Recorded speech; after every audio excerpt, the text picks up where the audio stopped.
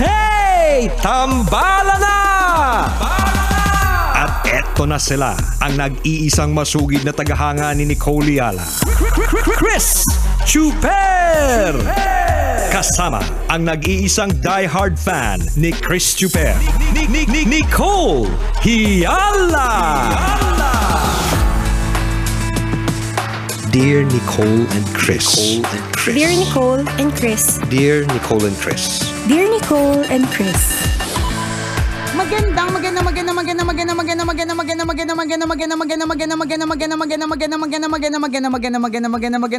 morning, Luzon, Visayas at Mindanao Metro and Mega Manila. It's a feel good Wednesday. Hi partner. Hi partner. Hi mga kabisyo. Kumusta naman ang mga kaganapan sa buhay nyo lately? Ayan. Up until today. Kumusta naman? Yan ang mga gusto natin yung marites natin yung buhay ng may buhay. Yan.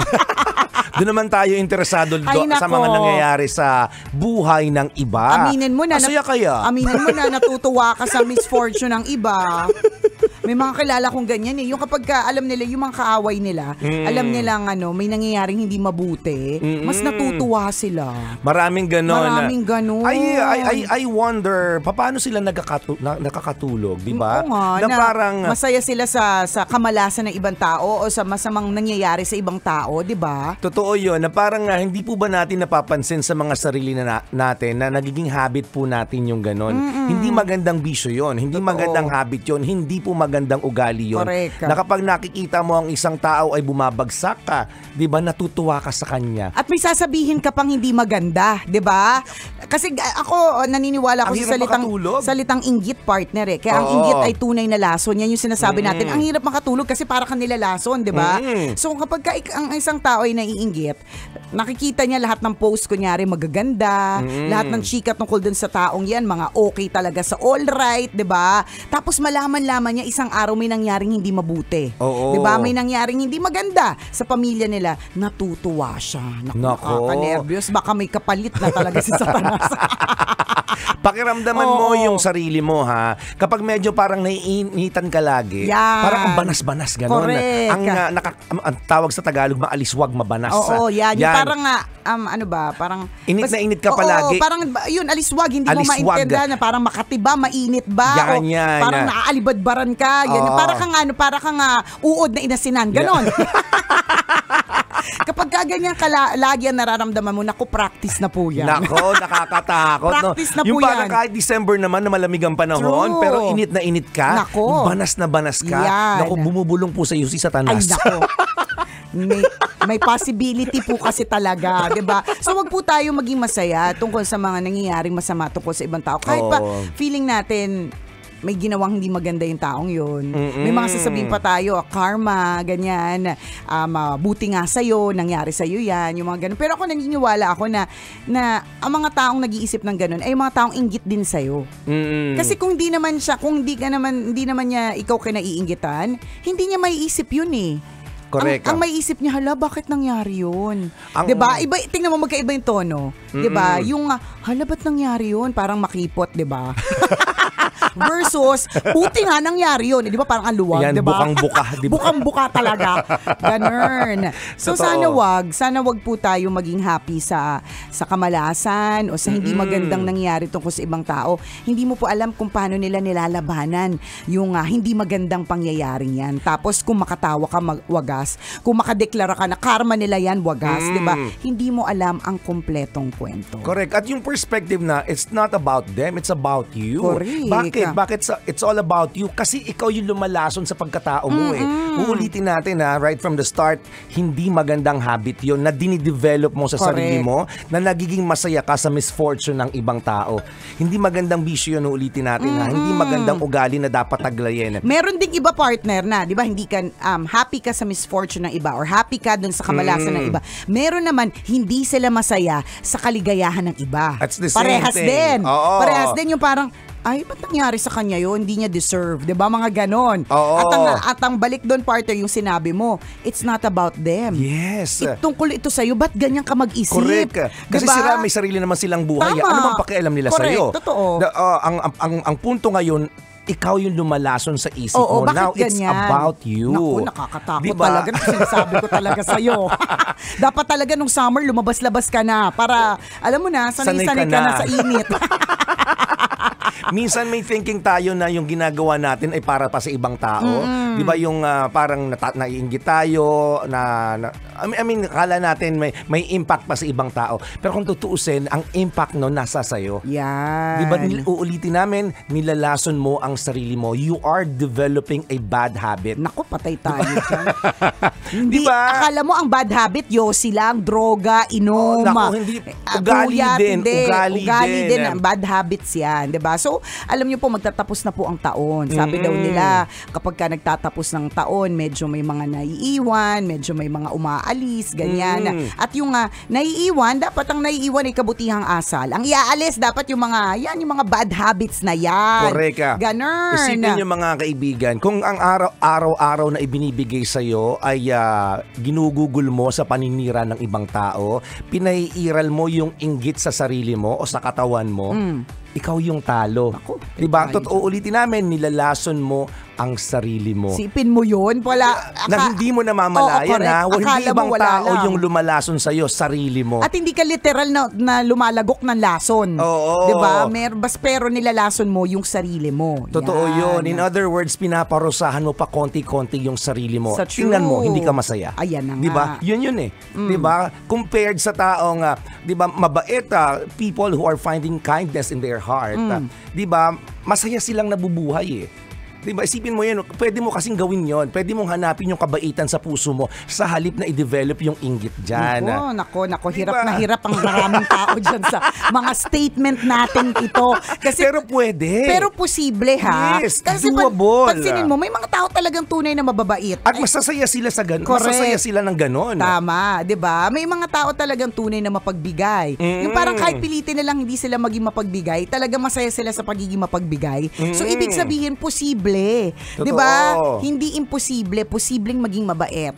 'Di ba? Hanapin niyang kabaitan na 'yan. Malapit na po ang Pasko, 'di ba? Talagang few more days. Actually Pasko na eh. Kaya nagtataka ako, partner, kapag ka meron akong binibigyan ng regalo, tapos sasabihin sa akin, "Ha, ang aga naman. Ang alin po ang maaga?" Takang-taka ako. Medyo, in a way, medyo... Late ba yung kalendaryo Correct ninyo? eh.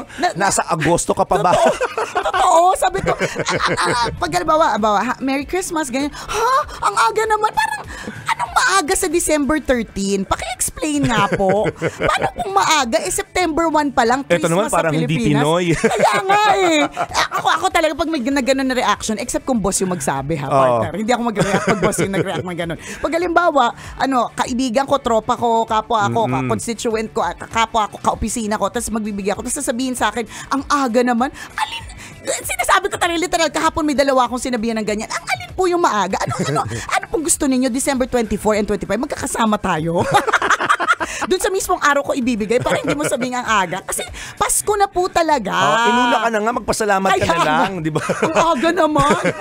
Binigyan ka na nga, takang-taka ka pa, di ba? Kasi busy na siya sa December 25. At saka may pamilya po akong kasama, di ba? Ako nga, partner, late na nga ako ngayon nagbibigay ng gifts. May mga ibang di pa ako binibigyan. Gusto ko talaga usually first week of December. Mga December 2 tapos na ako. Pero kasi Pasko na po talaga eh. Oo naman. Diba? Yung ganon. So ibig sabihin, ba't ako napunta dyan? Pasko na po. Correct. Yung mga ugaling, mga hindi magaganda, tanggalin na po natin. Diba? Tandaan po natin na maiksi ang buhay. Ang dami po nating naririnig na ganon. Totoo po talaga yung mga nababasa nating comments kapag ka may nakita tayong may namatay na kausap ko lang siya kahapon. Ang daya mo naman may plano pa tayo bukas. Diba? Kasi nga, ang iksi lang po ng life. Hindi po natin alam kung hanggang kailan ito. Tapos, isuspend mo pa yan na may ugali. Totoo diba? yun. Hindi na natin sasabihin kayo. Diba? Tayo. Diba? Wag na tayo magtuturo, partner, kasi tayo din naman. Diba? May maugali din kami. Kaya din naman namin to laging topic pag Pasko. I-remind din yung sarili namin. Natanggalin na namin yung mga ugali namin hindi maganda. Oo naman. Diba? Araw-araw din namin kinakausap yung mga sarili namin. True. Kaya nasi-share namin yung mga ganito. Tama. Totoo yun. Hindi lamang siguro sa panahon ng Kapaskuhan, mga kaibigan, huwag nating hintayin yung ganitong klase ng season para hanapin yung kabaitan. Diba? Gawin po natin yan everyday. Yan. Gawing habit ang gumawa ng mabuti sa kapwa. Correct. At saka diba? totoo ka Masaya dyan. yun. Masaya yun. ibang kaligayahan yung mararamdaman mo nang hindi ka gumagastos kasi Tama. alam mo sa sarili mo na mabait ka. Yung sinasabi ni partner na hindi kailangan Pasko, syempre kapag ka-Christmas season, talagang extra ano lang talaga yan. May extra pera. Bait natin. Oo. Ang dami nating outreach program. Totoo. Yun yung, that was what I was about to say. Meron ako nakausap minsan na orphanage na parang gusto kong puntahan ng hindi pa panahon ng Christmas, bago mag-Christmas birthday week natin, partner. Tapos, sobrang binigyan na lang ako ng ganitong time slot for the whole day. So parang alanganing oras siya. Tapos by the time na lumabas na yung mga bata, pagod na sila. Papaano? Pang-apat na nilang party that day. 'Di ba? That day. Busog na sila. Busog Gusto na talaga na nila sila. magpahinga. Correct. Dumidighay na talaga sila ng spaghetti. Alam mo yun, yung ganun gusto na lang magpahinga. So, yun yung sinasabi natin. Of course, pag Pasko lang kasi talaga may ganung extra feel of sharing and caring. Pero pwede natin siyang i-spread all throughout the year. 'Di ba? Kasi alam niyo po sa totoo lang yung mga outreach, ang dami po nila, punong-puno yung schedule po nila. Masaya din naman talaga sila niyan. Pero may mga lean months din sila. 'Di ba? Parang kumbaga sa resort, may off-season po sila. So pwede po nating punan yung mga off-season na yon, hindi lang during Christmas. Correct ka. 'Di ba? Yung pag-share, yung pagbibigay, yung pagiging mabait, 'di ba? Wag po natin gawin ngayong pakapaskuhan. Kapag ka-Christmas lang talaga, extra reminder 'yan kasi it's really that season eh. May ganong season, 'di ba? Season of giving. Giving and sharing, 'di ba? And speaking of kagabi, sharing. grabe talaga, intense. Sabi ng isa nating tambalanista doon, partner ng hinusta nating party. Sabi niya, isplok nyo kami sa tambalan na lagi kami nakikinig. Alam mo, partner, Kuhang-kuhan niya yung language. Oo, correct. Splok mo kami Sabi sa niya, tambalan. splok mo kami bukas sa tambalan. Sabi ko, sige, splok ko kayo sa tambalan bukas. Bukas So, na bukas. sinech-ite. Sinech-ite, ayan. So, meron po kaming hinostan na Christmas party. We hosted the Christmas party of Cebuana Luwilier. At alam nyo po ba, na pinaklose po nila ang halls 1 to 5 ng SMX. Ganon sila kabongga. Sobrang daming tao. As in talagang Pangmalakasan na. correct. Grabe talaga, ibang level. And doon natin nakikita yung value of sharing, kung paano nag-share yung management sa kanyang mga empleyado and how very thankful they are. Yan. At kami po yung nagpapasalamat at kami po ang pinili niyo pong host. Yes, pangmalakasan yung event. Napakarami nang pumunta at hindi lamang yung event. Yung mga detalye ng events, ano-ano yung mga yan. Siyempre stage. Tama. Na-appreciate namin yan kasi kami po yung host. Correct. Ang ganda ng sound system, ang ganda ng lights, ang ganda ng setup, ang ganda ng LED, sangkatutak na LED. Sa kasi true. nga, napakalaki ng area. venue. 'Di ba? Eto pa, pangmalakasan din ang raffle. Totoo. Ibang mamigay ng papremyo. Hindi na lang namin sasabihin kasi syempre secret secret Oo, nila yun. baka Pero makihati kayo. Kaya nga baka maghanap kayo ng kaibigan taga Cebuana. Oo. Balita ko, nasplok ng tambalan. Ang lakas daw ng bigayan ng Christmas party. Pero ang bongga ng mga raffle. Tapos yung meron po kaming raffle prizes na nasa script. Pero may mga raffle prizes na extrang ibinigay na wala mas sa malaki. script. Na mas malaki. O, di ba? Yung mga panggulat ng mga boss. Sa true. Yung mga surprises ng mga Correct. boss. Nakakatuwa yung mga ganun. Yung kung paano yung maluwag yung pagbibigay nila sa kanilang mga Yes. empleyado. Kasi totoo meron tayong inattend na party na sinabi ng HR na ang mga empleyado sila ang greatest asset. Yes. At totoo naman po, tayo mga empleyado ang greatest asset ng kumpanya. Kahit gaano kaganda yung building, kahit gaano kagaganda yung mga gamit, 'di ba? Kung walang mga empleyado na nagtatrabaho, nagpapakahirap, nagpapakasipag, walay din ang lahat, 'di ba? Correct ka. Kaya nakakatuwa yung mga talagang sobrang all out na magbigay sa kanilang mga empleyado kapag panahon ng Kapaskuhan. Totoo yun. No? We admire those bosses na naiintindihan nila yung festivities. Sa true. Diba? Kasi itong Christmas season, mga kaibigan, it's time for us to enjoy. Correct. In a way na, ito pang work-life balance kasi ito. Diba? Kung all January hanggang November, nagtatrabaho ka ng puspusan, naiintindihan and we admire those bosses na naiintindihan yung December as is a season of festivities. Correct. At naiintindihan nila na dapat mga December, wag na masyadong nagmi-meeting. Oo. Malamang ganun nga eh. Oo, ako Diba? last week, I promise you, partner, last week of meeting na this week. Hindi na ako Okay. magpapameeting That's next good, week. diba? Promise, hindi na ako magpapameeting next week. Kasi naiintindihan nila yung, 'di ba, parang sige hayaan kong mag-enjoy kayo sa party, mag-enjoy kayo sa rehearsal. Ang importante nag-e-enjoy tayong Tama. lahat. Kasi deserve. Yes, Deserve. at segundahan pa yun ng mga boss. Sige, dadagdagan ko yun pa yung mga papremyo nyo Totoo. kasi gusto ko nakikita kayong nag-e-enjoy. Tapos, ayoko nakita ng Disyembre nagtatrabaho pa rin kayo. correct, 'di ba? Tapos kapag kaganyan, niyan, ang kunin-punin yung host, yung tambalan. Yan. Kasi sulsulero po Magaling kami. kami mang sulsol. Kagabi, kahit hindi naman sure kung may announcement, sabi ko dun sa boss, "Sir, do you have an announcement?" Ang lakas baka pressure sa boss. So, Wala naman sa script. wala talaga sa script. O bakit? 6 digits yung pinamigay. namigay, di ba? Ano ka? Bongga, dito ang tuwa ang mga utaw. Tingnan mo. Kaya lagi niyo pong i-push ang kunin-punin yung tambalan. Balita ko, magaling po sila mang sulsul ng boss. Oo. Alam nyo nga, pangkaraniwan lang po yung bigay ng 100,000. Ilang beses po nangyari Correct! Totoo! Bakit? Isang tao lang yun ha. True, Hindi yun hati-hati. Sa true. Isipin mo yun. Tawagin natin ni Colial, 100,000 bigyan. Ganon. Ganyan. Ang bigayan ng mga Ganyan. makita mo talaga kung gaano kasaya yung mga tao. Inuulitin natin, nakakatuwa yung mga ganong klase ng ng management na parang sige ibigay na natin to sa kanila. Tsaka They deserve this. Nakakatuwa yung partner, yung parang nahihinaan ako sa sigaw. Yung parang na-encourage din sila kapag sumisigaw palalo yung mga tao, 'di ba? Kaya tuwang-tuwa kami. And most importantly, partner, mas vinalue ko, sabi ko nga, naalala ko bigla yung mga alahas ng Mayat de la Rosa jewelry. Kasi biglang may special value talaga ang alahas. Oo naman. As in, na parang, yun nga, kasi nga, dahil Cebuana yung hinusta natin kahapon, nagpupon sila doon. And it's really a part of their lives, di ba? Na yung every piece of jewelry tells a story. Binili mo to ng 13th month pay mo, binili mo to para sa mahal mo sa buhay, binili mo to pampaarte mo kasi meron kang pinapakyutan na crush, binili mo to para sa professor mong secret admirer ka, di ba? Mga ganun.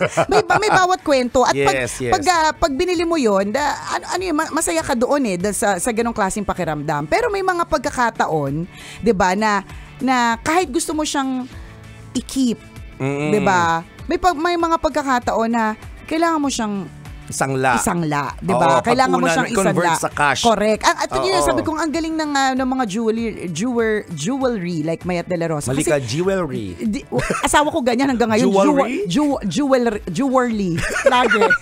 Porcelas, jewelry. Lero. Oo, ganun. Sombrero. Totoo. May asawa ko, partner. Nintendo. Yung Nintendo Switch, lagi yan, promise, every single time. Kahit ko ng Nintendo, alin? Nintendo. Sabi ko, Nintendo. Tapos sabi niya, Nintendo. May kakakilala ko, galit na galit. Ano bang problema mo? Ang init ng ulo nun. Sumusugod, ang laking tao. Sa halip na magalit, matatawa ka na rin eh. Ano bang problema mo? Ano ikaw ang problema ko? Bakit? May problema tayo pare-pareho. Meron pa nga ako kalala, partner Ang ganda-ganda babae is spoon. Bakit ko ng spoon? Wala na, iba na yung topic. Okay. So, mabalik tayo. So, nagkaroon ako ng, parang ngayon nagigets ko talaga yung dapat kung mag-i-invest ka sa alahas. Kasi kung bawat alahas may kwento at bawat alahas, pwede mo nga isanla. At pag sinanla mo, pwede mo, yung mga kwentong narinig natin kahapon may naitawid sa pag-aaral, may napagaling na may sakit, 'di ba? So, alam na this mga kabisyo, ngayong Kapaskuhan. Siyempre, pupunta sa Mayat de la Rosa Fine Jewelry, bibili ng regalo, tapos padala sa tambalan. And then, tsaka yung generosity ng tao. Yes. Diba? Generosity is everything. Correct. Ang saya nun, ang saya. Sharing is caring, mga kabisyo. Yes. Pakatandaan po natin yan. Kaya go, give. This portion